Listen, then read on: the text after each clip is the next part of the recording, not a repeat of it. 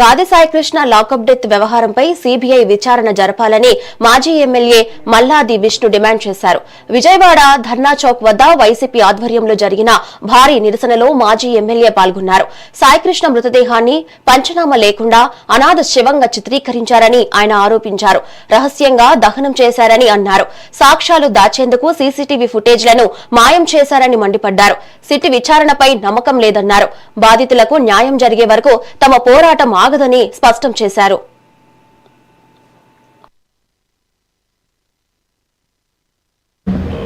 ధర్నా చౌక్లో Krishnalanka police స్టేషన్లో జరిగినటువంటి lockup death విషయంలో సిబిఐ ఎంక్వైరీ వేయాలి అని చెప్పి మేము ఈరోజు డిమాండ్ చేసాం. ఎందుకని సిబిఐ ఎంక్వైరీ వేయాలని అంటే కృష్ణలంక పోలీస్ స్టేషన్లో ఒక వ్యక్తి గాదే సాయికృష్ణ అనే వ్యక్తి లాకప్ డెత్ అయింది.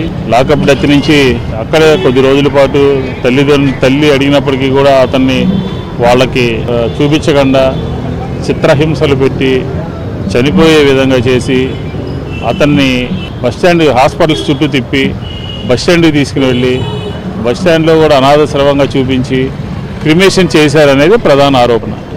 ఈ సీసీ ఫుటేజీలు మాయం విషయంలో కానీ హాస్పిటల్స్కి తిప్పినప్పుడు కానీ అలాగే బస్టాండ్కి తీసుకెళ్ళినప్పుడు కానీ ఈ విషయాలన్నీ కూడా పోలీస్ స్టేషన్లో ఏం జరిగిందనే విషయంలో అన్నీ కూడా రావాలి అని అంటే బయటికి రావాలి అని అంటే ఇప్పుడు వేసినటువంటి సిట్ మూలంగా ఉపయోగం లేదు.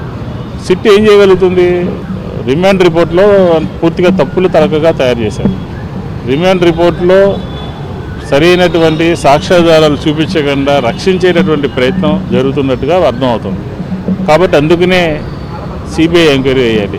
సిబిఐ ఎంక్వైరీ వేయడం ద్వారా సీసీ ఫుటేజ్ లభ్యం కానివ్వండి, జరిగినటువంటి మిగతా విషయాల మీద కానివ్వండి, ఇదంతా కూడా క్లియర్గా ప్రపంచానికి తెలిసే విధంగా సిబిఐ పనిచేస్తుంది. కాబట్టి